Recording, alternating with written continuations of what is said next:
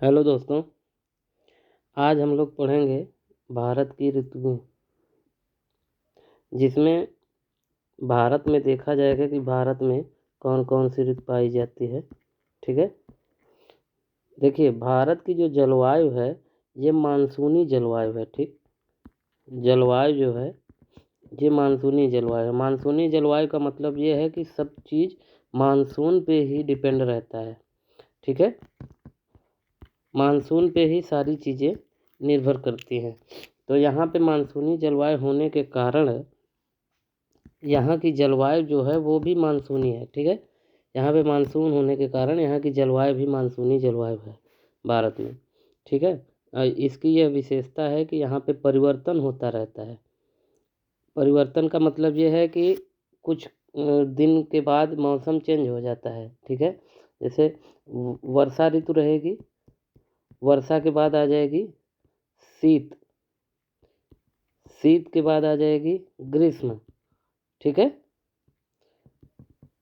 ग्रीष्म के बाद फिर से वर्षा। ठीक है, इस तरीके से ऐसे चक्र चलता रहता है। तो ये सब मानसून के ही वजह से होता है। देखिए, अब देखते हैं कि भारत में कौन सी ऋतु पाई जाती है। तो देखिए भारत में 4 प्रकार की जो मेन ऋतुएं हैं, प्रमुख ऋतुएं हैं, ये 4 प्रकार की ऋतु पाई जाती हैं। एक है शीत ऋतु, दूसरे पे है ग्रीष्म ऋतु, फिर तीसरे पे मानसून का आगमन,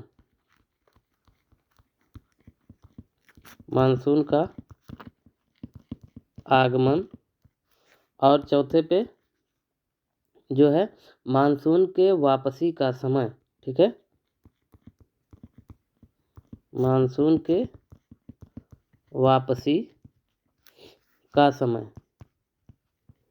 ठीक है, ये 4 प्रकार के पाए जाते हैं। जैसे शीत ऋतु जो होता है वो कब से कब तक होता है, ग्रीष्म ऋतु कब से कब तक होता है, ये सारी चीज़ें अब हम पढ़ेंगे। जिसमें से देखिए दोस्तों, हम लोग 2 ऋतुएं पढ़ चुके हैं। ये मानसून के आगमन, मानसून का आगमन और मानसून का वापसी, ये पिछली क्लास में हम लोग देख चुके हैं कि मानसून का आगमन कब से कब तक रहता है और इसकी वापसी भी कब से कब तक होती है, ये हम लोग पढ़ चुके हैं। जो लोग ना देखे हों ये देख सकते हैं पिछली क्लास में।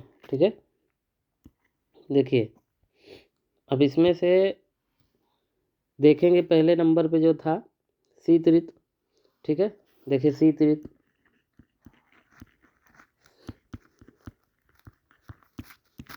शीत ऋतु, शीत ऋतु उत्तर भारत में शीत ऋतु में नवंबर से फरवरी तक होती है। ठीक है, ये उत्तर भारत के सभी नागरिकों को पता ही होगा कि ये कब से कब तक होती है। नवंबर से स्टार्ट हो जाता है और फरवरी तक रहता है।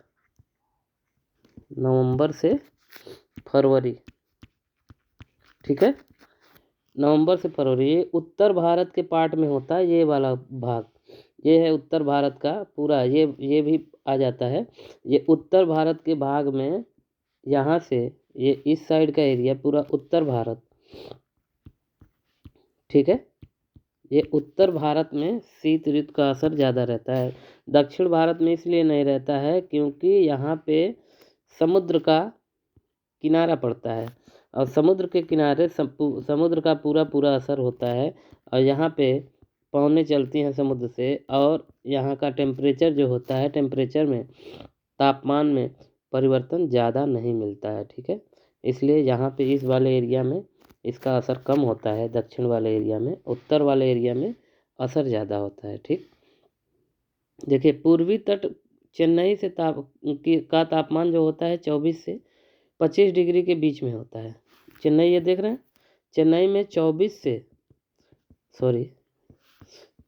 से 25 डिग्री सेंटीग्रेड होता है। ठीक है, ये चेन्नई का तापमान बता रहा है।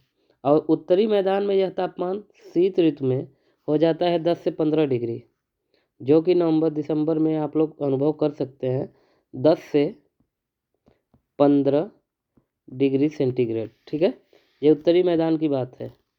ये वाला फिर से नक्शा सही से बना के दिखा देते हैं, नक्शे पे दर्शा के दिखा देते हैं कि आप लोगों को समझ में ठीक से आ जाए। देखिए यहाँ से ये उत्तर का पार्ट हो गया, इस वाले पूरे एरिया में जो तापमान होता है ये उत्तर का एरिया पूरा पड़ता है। ठीक है, यहाँ पे 10 से 15 डिग्री तापमान रहता है। ये उत्तर का मैदान, ये वाला एरिया देखिए, 1 मिनट, ये वाला तो पर्वतीय हो गया। ठीक है, ये वाला पूरा एरिया उत्तर का मैदान, ये वाला एरिया में 10 से 15 डिग्री तापमान रहता है। इधर तो बहुत ज़्यादा कम हो जाता है, इधर तो माइनस में भी चला जाता है, 0 डिग्री भी हो जाता है। ठीक है, तो ये उत्तर के मैदान की बात हो रही है। और दक्षिण के साइड का तापमान रहता है 24 से 25 डिग्री सेंटीग्रेड, इन्हीं के बीच में रहता है। ये वाला जो पूरा एरिया है इसका होता है 24 से 25 डिग्री सेंटीग्रेड। ठीक, ये तो होगी तापमान की बात। अब देखिए, इस ऋतु में देश में उत्तर पूर्वी व्यापारिक पवनें बहती हैं। उत्तर पूर्वी व्यापारिक पवनें इस ऋतु में देश में उत्तर पूर्वी का मतलब ये कि देखिए, ये वाला डायरेक्शन जो है उत्तर हो गया ये, और ये वाला डायरेक्शन पूरब हो गया। तो ये इधर से और इधर से ये दोनों हवाएं, मतलब इस साइड से और इस साइड से भी पवनें चलती हैं, जिसको बोलते हैं उत्तर पूर्वी पवनें, ये वाला डायरेक्शन। तो उत्तर पूर्वी पवनें चलती हैं और ये काफ़ी ठंडी हवाएं होती हैं। ठीक है, इन्हीं पवनों के कारण कुछ मात्रा में वर्षा तमिलनाडु में होती है। तमिलनाडु देख रहे हैं, ये वाला जब ये पवनें आती हैं इस साइड यहाँ पे, तो तमिलनाडु के तटीय क्षेत्र में ये वर्षा करवाती हैं। ठीक है, और जब ये वर्षा होती है तो वहाँ पे ये पवनें, यहाँ पे वर्षा करवाने का कारण ये है कि बाकी देश में, ये देखिए, ये इस साइड यहाँ तक नहीं आ पाती हैं। ये पवनें बाकी देश में तो रहती हैं, यहाँ पे समुद्र से के तट से समुद्र से पवनें स्थल की ओर चलने लगती हैं। बाकी जो उत्तर पूर्वी पवनें होती हैं ये समुद्र स्थल से समुद्र की ओर जाती हैं, और ये वाली पवनें जो होती हैं यहाँ पे तमिलनाडु में जो वर्षा करवाती हैं ये आती हैं समुद्र से स्थल की ओर, तो ये यहाँ पे वर्षा करवाती हैं। ठीक है, और यहाँ पे ये पवनें समुद्र से स्थल की ओर चलती हैं, ये जरूर याद रखिए, ध्यान रखिएगा। ये जो व्यापारिक पवनें होती हैं उत्तर पूर्वी पवनें, ये पूरे देश में ये वाली चलती हैं, तो काफ़ी ठंडा मौसम यहाँ पे आपको अनुभव करने को मिलेगा। देखिए, शीत ऋतु में वर्षा, जिसे स्थानीय तौर पे महावट वर्षा कहा जाता है, की कुल मात्रा कम होती है, लेकिन ये रबी की फसल के लिए बहुत ही महत्वपूर्ण होती है। यहाँ पे एक वर्षा, शीत ऋतु में वर्षा होती है नवंबर दिसंबर के महीने में, जनवरी के महीने में, इसको बोलते हैं महावट वर्षा। देखिए, महावट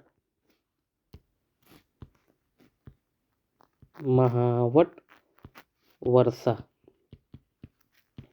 देखिए, ये शीत ऋतु की वर्षा है, ये हल्की होती है, हल्की, लेकिन रबी की फसल के लिए बहुत ही महत्वपूर्ण और लाभदायक होती है। रबी की फसल के लिए काफ़ी लाभदायक होती है। ठीक है, इसको बोलते हैं महावट वर्षा। ठीक है, ये शीत ऋतु में होने वाली वर्षा है, जो कि रबी की फसल के लिए काफ़ी महत्वपूर्ण होती है। ठीक है, ये तो हो गई शीत ऋतु की बातें। अब देखिए, इसके बाद आ जाते हैं ग्रीष्म ऋतु। शीत ऋतु में मौसम काफ़ी ठंडा होता है और समुद्री इलाकों में इसका असर कम होता है। ठीक है, इस समुद्र के प्रभाव के कारण समुद्री इलाकों में शीत ऋतु में बहुत ज़्यादा सर्दी नहीं होती है। ठीक है, अब देखिए, इसके बाद ये है कि ग्रीष्म ऋतु। ग्रीष्म ऋतु, ठीक है, देखिए, ग्रीष्म ऋतु जो होता है ये सूर्य के उत्तर की ओर आभासी गति के कारण भूमंडलीय ताप पट्टी उत्तर की ओर खिसकती रहती है। मतलब ये कि सूर्य जो होते हैं ये कर्क रेखा के साइड, ये जो कर्क रेखा यहाँ से गुजरती है, हमने पिछली क्लास में बता दिया है कि कर्क रेखा कहाँ से गुजरती है। तो कर्क रेखा की साइड सूर्य का आभासी गति होता है और ये कर्क रेखा पे आ जाते हैं। तो इस वजह से पूरा का पूरा प्रभाव जो होता है उत्तरी क्षेत्र में इनका सूर्य का पूरा असर होता है। यहाँ पे तापमान बहुत ज़्यादा बढ़ा हुआ मिलता है। ठीक है, तो इसी की वजह से देखिए ये यहाँ पे तापमान बढ़ता है और ग्रीष्म ऋतु आता है। ये ऋतु जो होता है ये मार्च से लेके मई तक होता है, मार्च से मई।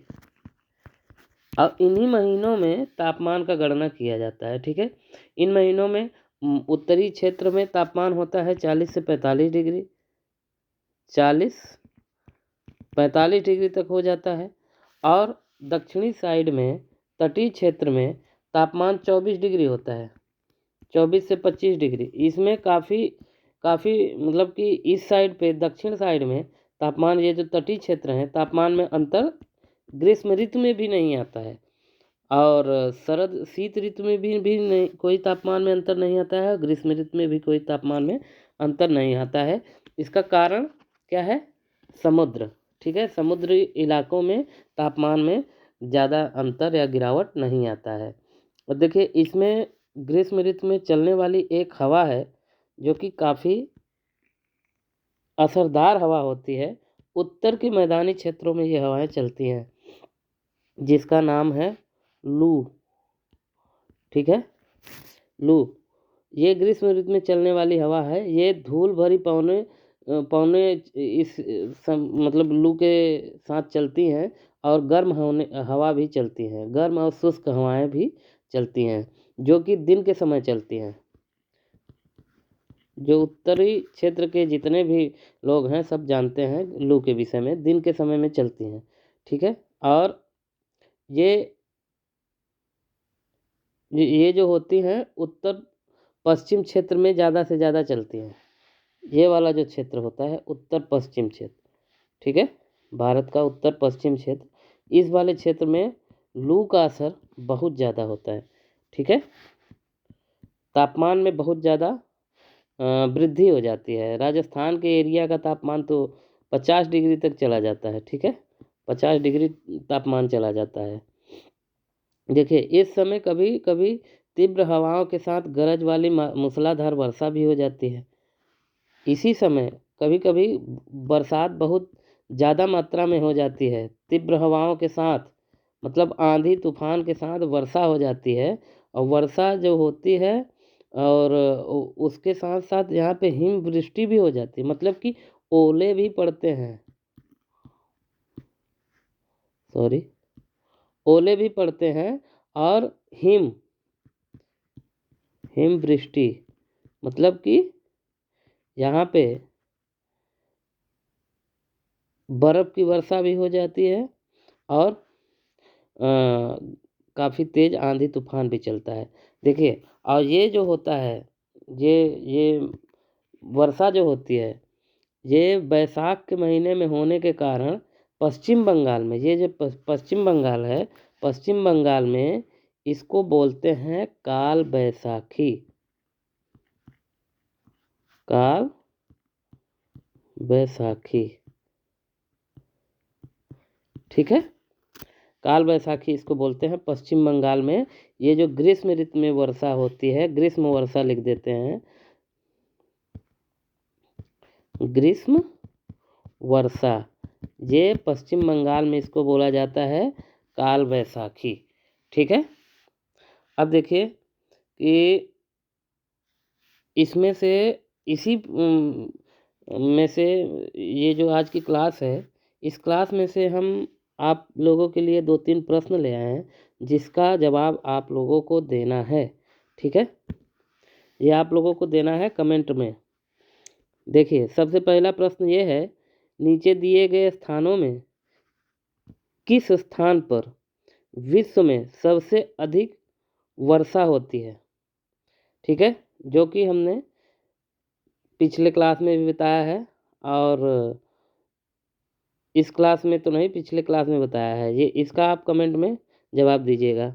दूसरा सवाल है, ग्रीष्म ऋतु में उत्तरी मैदान में बहने वाली पवन को निम्नलिखित में से क्या कहा जाता है? ठीक है, काल बैसाखी बोला जाता है, व्यापारिक पवने बोला जाता है, लू बोला जाता है, या तो इनमें से कोई नहीं बोला जाता है। ठीक है, ये दूसरा क्वेश्चन हो गया। तीसरा प्रश्न ये है, निम्नलिखित में से कौन सा कारण भारत के उत्तर पश्चिम भाग में शीत ऋतु में होने वाली वर्षा के उत्तरदायी है? चक्रवाती अवसाद अवदाब है, चक्रवाती अवदाब, पश्चिमी विक्षोभ, मानसून की वापसी, या दक्षिण पश्चिम मानसून। ठीक है, इन तीनों प्रश्नों के जवाब आप लोग कमेंट में दीजिएगा। धन्यवाद।